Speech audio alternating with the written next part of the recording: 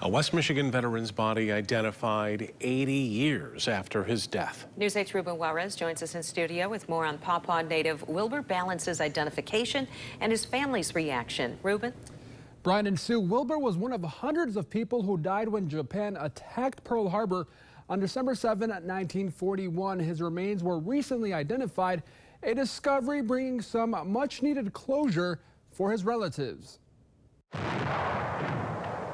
Pictures, practically the only way brothers Lee and Bob Ballance knew how to commemorate their uncle Wilbur. Until we went through the scrapbook and found the picture, we didn't know what he was doing in the service. You know, we get his records, and it says he joined in order to learn a trade. Bob possesses some of the Paw Paw natives' military medals, including his Purple Heart.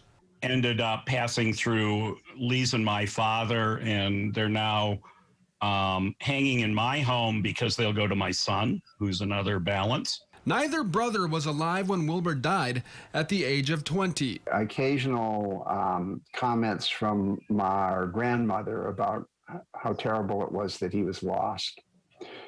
But really, the other thing it exposes, and I don't remember anybody talking much about him ever. 80 years after his passing, Wilbur giving his nephews something to talk about. His remains are recently identified. It's just kind of shocking. It's like something you never really expected to happen. Wilbur, a seaman on the USS Oklahoma, was one of hundreds of crewmen who died on the ship when Japan attacked Pearl Harbor on December 7, 1941. He was buried but not identified.